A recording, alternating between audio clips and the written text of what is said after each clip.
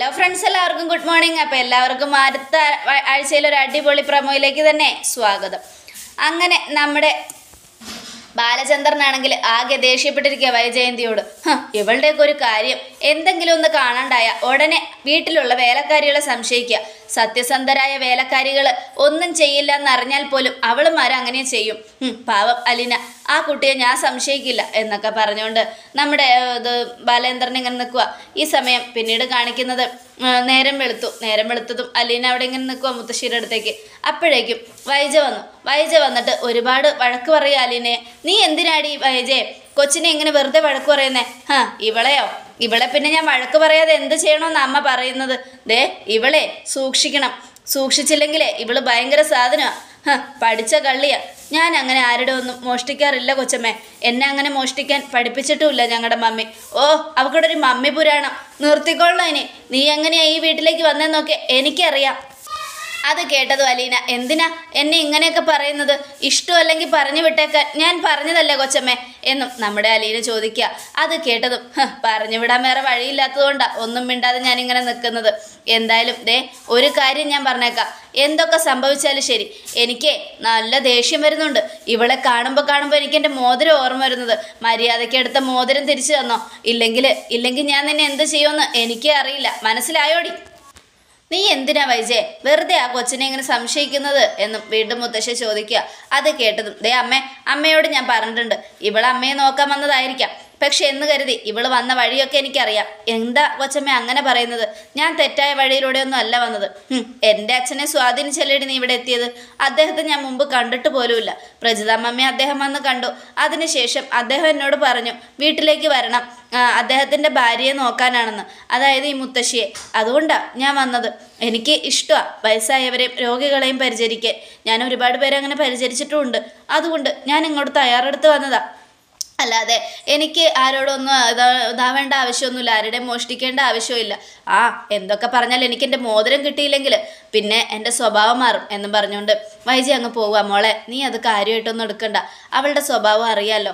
അവളെ കണ്ണു അടച്ച് വിശ്വസിക്കണ്ട, അവളെ കണ്ണടച്ച് ദേഷ്യപ്പെടണ്ട, കുറ്റപ്പെടുത്തുകയും വേണ്ട. അവളൊരു പാവുക. പിന്നെ എല്ലാം വായത്തോന്ന് ഇത് വിളിച്ച് പറയും, അത്രയേ ഉള്ളൂ.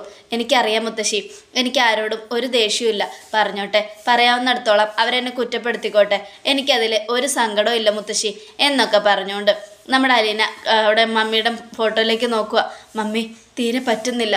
മുത്തശ്ശിയോട് അങ്ങനെയൊക്കെ പറഞ്ഞെങ്കിലും അമ്മയുടെ വാക്കുകൾ എൻ്റെ ഹൃദയം തകർത്തു. എന്നെ അങ്ങനെ മോഷ്ടിക്കാൻ മമ്മി പഠിപ്പിച്ചിട്ടുണ്ടോ?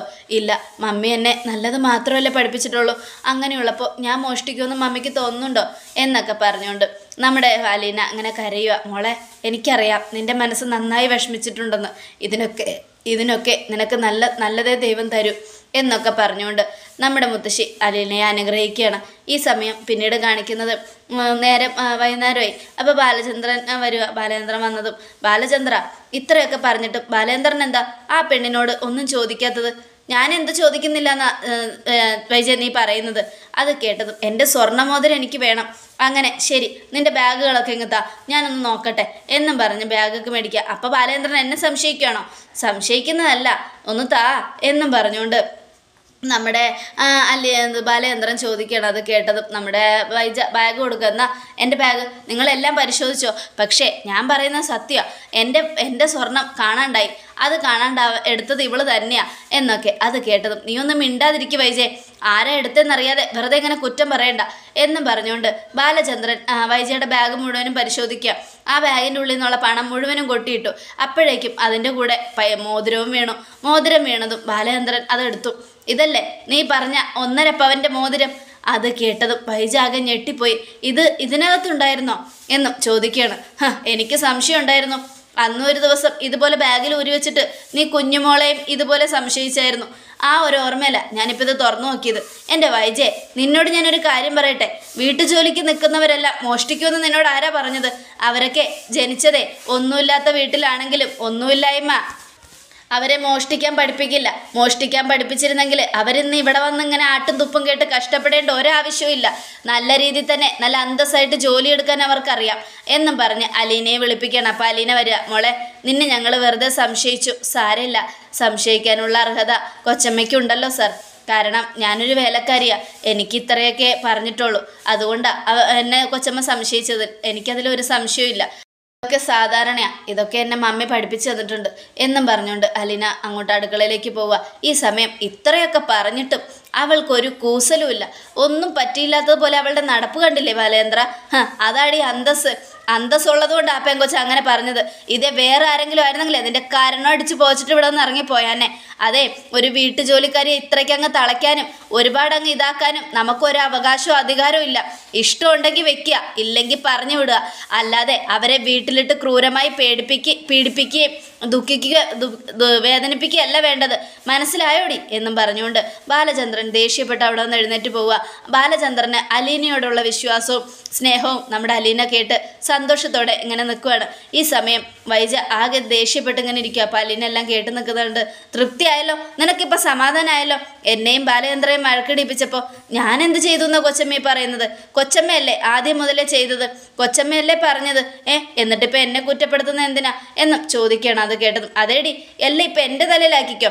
ദേ ഒരു കാര്യം ഞാൻ പറഞ്ഞേക്കാം, നിനക്കിവിടെ അധികം നാൾ ആയുസില്ലടി. ഇപ്പോഴേ വേണമെങ്കിൽ പറഞ്ഞു വിട്ടോ കൊച്ചമ്മേ, എനിക്ക് നിർബന്ധമൊന്നുമില്ല, എനിക്ക് നിൽക്കണമെന്ന് താല്പര്യമില്ല. സമാധാനത്തോടെ ജീവിക്കാമല്ലോ എൻ്റെ നികേതനത്തിൽ പോയി. നിങ്ങളെപ്പോലെ ഒരാളെ ഞാൻ എൻ്റെ ജീവിതത്തിൽ കണ്ടിട്ടില്ല എന്നൊക്കെ പറഞ്ഞുകൊണ്ട് അലീന മുറിയിലേക്ക് പോയിരുന്ന് കരയുക. ഈ സമയം എന്താ മോളെ, എന്തു പറ്റി? ആ മോതിരം കിട്ടി മുത്തശ്ശി? കിട്ടിയോ? എവിടെന്ന്? മുത്തശ്ശിയുടെ മോളുടെ ബാഗിൽ നിന്ന് തന്നെ സാറാ അതെടുത്തു കൊടുത്തത്. അത് കേട്ടതും എൻ്റെ ഈശ്വര, എന്നിട്ട് അവളെ മോളെ എന്തൊക്കെ പറഞ്ഞു? എൻ്റെ മോളെ അവൾ പറയാത്ത വാക്കുകളുണ്ടോ? പാവം, എൻ്റെ മോൾക്ക് ഒരുപാട് സങ്കടമായി കാണൂല്ലേ? സാരമില്ല മുത്തശ്ശി, ഞാൻ സാരമില്ല എന്ന് പറഞ്ഞിട്ടും എനിക്കൊരു കൂസലും ഇല്ല എന്നും പറഞ്ഞ് അതിനായി എൻ്റെ മെക്കിട്ട് കയറല് എനിക്ക് തീരെ പറ്റുന്നില്ല മുത്തശ്ശി. ഇവിടെ പിടിച്ചു നിൽക്കുമ്പോൾ എനിക്ക് പേടിയാവുക. ഓരോ ദിവസവും ഒരു സമാധാനവും ഇല്ല. ഞാൻ പൊയ്ക്കോട്ടെ മുത്തശ്ശി എന്നും അലീന ചോദിക്കുക. എൻ്റെ മോളെ, നീ എങ്ങോട്ട് പോകാനടി കൊച്ചേ? നീ എവിടേക്കും പോകണ്ട, നീ ഇവിടെ തന്നെ ഉണ്ടാവും. വൈജമോൾ ഓരോന്ന് പറയുന്നുണ്ടെങ്കിലും അവളുടെ മനസ്സ് പാവടി, അവൾ ഒരുപാട് പാവ എന്നൊക്കെ പറയണേ. എനിക്ക് തോന്നുന്നില്ല മുത്തശ്ശി, എല്ലാവരും വെറുതെ എന്നെ വിഷമിപ്പിക്കുക.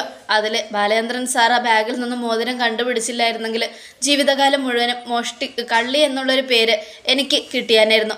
ആ പട്ടം എൻ്റെ തലയിൽ വെച്ച് കെട്ടിയാനായിരുന്നു. അല്ല മുത്തശ്ശി, സാരമില്ല മോളെ, നീ സമാധാനിക്ക് എന്നൊക്കെ പറഞ്ഞുകൊണ്ട് ആശ്വസിപ്പിച്ച് മുത്തശ്ശി അലീനയെ ചേർത്ത് പിടിക്കുക. ഈ സമയം പിന്നീട് മനു വരികയാണ്. മനു വന്നതും നമ്മുടെ അലീനയ്ക്ക് ഭയങ്കര സന്തോഷമായി. അപ്പം മുത്തശ്ശി മനുവിനോട് കാര്യങ്ങളൊക്കെ പറയുക. അപ്പോൾ മനു അലീനയോട് ചോദിക്കുക, ആണോ അലീനെ, അത്രയ്ക്ക് വിഷമമുണ്ടോ ഇവിടെ നിൽക്കാൻ? അതെ സാർ, നല്ല സങ്കടമുണ്ട്. ഞാൻ സ്നേഹനികേതനത്തിലേക്ക് പോയിക്കോട്ടെ?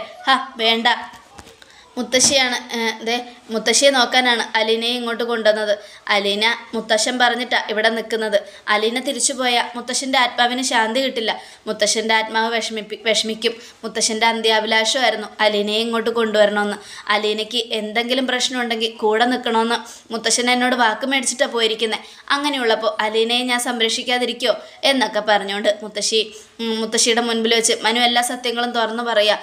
ഇതൊക്കെ കേട്ടതും അലീനയ്ക്ക് ഇത്തിരി സമാധാനമായി. അലീന സന്തോഷത്തോടെ മനുവിനെ നോക്കി ചിരിക്കുക. എന്നെനിക്കിത്തിരി ഭക്ഷണം എടുത്ത് തരാമോ? സത്യം പറയാലോ, തൻ്റെ കൈ കൊണ്ട് ഭക്ഷണം കഴിക്കാനും ഞാൻ ഇങ്ങോട്ട് വന്നത്. നല്ല രുചിയുണ്ടോ താനും ഉണ്ടാക്കുന്ന ഫുഡ്? അത്രയ്ക്ക് ഇഷ്ടപ്പെട്ടോ? പിന്നെ അത് മോനെ നീ പിന്നെ പ്രത്യേകം പറയണോ? എടാ, വൈജയ്ക്ക് പോലും ഇവളുണ്ടാക്കുന്ന ഫുഡ് നന്നായിട്ട് ഇഷ്ടപ്പെട്ടാ. വൈജ വയറ് നിറച്ച് കഴിച്ചിട്ടാണ് പോകുന്നത്. അതുകൊണ്ട് രാവിലത്തെ ആ രാക്ഷസിയുടെ രൂപം അവൾക്കിപ്പോൾ ഇല്ല എന്നൊക്കെ പറയണം. അത് കേട്ടതും അത് പിന്നെ എങ്ങനെ ഉണ്ടാവും? കാരണം അത്രയ്ക്ക് നല്ല ഫുഡല്ലേ അലീന ഉണ്ടാക്കുന്നത്. ഒരു മനുഷ്യന് വിശന്നാലേ പാതി മൃഗമായിട്ട് മാറും. എന്നാൽ വിശപ്പ് പോലും ഇല്ലാതെ ഇവിടെ നിന്ന് ആൻറ്റി പോകുന്നത് ദേ അലീന ഉണ്ടാക്കിയ നല്ല ഫുഡ് കാരണമാണ് എന്നൊക്കെ പറയണം. അത് കേട്ടതും എന്നാവാ സാറിന് ഭക്ഷണം എടുത്തു തരാം എന്നും പറഞ്ഞുകൊണ്ട് അലീന അങ്ങോട്ട് വിളിച്ചുകൊണ്ടു. അങ്ങനെ ഓരോരോ കാര്യങ്ങളൊക്കെ പറഞ്ഞ് ചിരിച്ചും കളിച്ചും തമാശ പറഞ്ഞൊക്കെ അലീനയെ ഒരുപാട് ചിരിപ്പിക്കുകയാണ് മനു. അതൊക്കെ കേട്ടപ്പോൾ അലീന മനസ്സൊക്കെ മറന്നങ്ങ് ചിരിച്ചു കഴിഞ്ഞപ്പോൾ മനു ചോദിക്കുക, ഇപ്പം കുറച്ച് റിലാക്സേഷൻ കിട്ടിയില്ലേ? അത് കേട്ടതും കിട്ടി സാർ. എന്നാൽ പിന്നെ പറ, ഇനി ഞാൻ ഇതുപോലെ ഇടയ്ക്കൊക്കെ ഇങ്ങോട്ട് വരണോ അതോ വേണ്ടയോ? അത് കേട്ടതും അലീന മനുവിനെ ഒന്ന് നോക്കി. അതെന്താ സാർ അങ്ങനെ ചോദിച്ചത്? പറ, ഞാനിങ്ങോട്ട് വരണോ വേണ്ടയോ? അപ്പോൾ അലീന, അല്ല സാർ, അതൊക്കെ പറയാനും മാത്രം ഞാൻ ആരാണ് സാർ? ഞാൻ ആരും അല്ലല്ലോ. നിങ്ങളൊക്കെ എന്നെ ഇങ്ങനെ സ്നേഹിക്കുന്നുണ്ട്. പക്ഷേ പകുതി പേര് സ്നേഹിക്കുമ്പോൾ പകുതി പേര് എന്നെ ഒരുപാട് വേദനിപ്പിക്കുക. അതിൻ്റെ വിഷമവും ദുഃഖവും എനിക്ക് ഇന്നും ഉണ്ട് സാർ. അതൊന്നും താൻ കാര്യമായിട്ട് എടുക്കണ്ട. ഇവിടെ ഞാനും മുത്തശ്ശിയും മുത്തശ്ശനും ഒക്കെ തൻ്റെ കൂടെയുണ്ട്. മുത്തശ്ശൻ മരിച്ചുപോയി, പക്ഷെ ആത്മാവായിട്ട് തൻ്റെ കൂടെ തന്നെയുണ്ട്. പ്രജിത മമ്മിയും ഉണ്ട്. എല്ലാവരും ഉണ്ട് തനിക്ക് കൂട്ടായിട്ട്. അങ്ങനെയുള്ളപ്പോൾ തളർന്നു പോകരുത്. എന്നും ചിരിക്കണം. സന്തോഷം എന്താണെന്ന് ഞാൻ പറഞ്ഞുതരാം എന്നൊക്കെ പറഞ്ഞുകൊണ്ട് നമ്മുടെ മനു ഇങ്ങനെ ഓരോന്ന് പറഞ്ഞാൽ എന്നെ ഉപദേശിക്കണമെന്നൊക്കെ കേട്ടപ്പോൾ അലീനയ്ക്ക് ഭയങ്കര സന്തോഷമായി. സാറ് ഇടക്കിടക്ക് വരുവാണെങ്കിൽ എനിക്കിതുപോലെ എന്നും ഈ സങ്കടമൊക്കെ മറന്നൊന്ന് ചിരിക്കാം എന്നൊക്കെ പറയാം. എന്നാൽ പിന്നെ അപ്പീലില്ല, ഞാൻ വരും. അലീന പറഞ്ഞാൽ പിന്നെ അപ്പീലില്ല, ഉറപ്പായിട്ടും ഞാൻ വരും. ഇനി ഇടക്കിടക്ക് വന്ന് ഇതുപോലെ അലീനയെ സന്തോഷിപ്പിക്കാം, ചിരിപ്പിക്കാം. എന്താ പോരെ?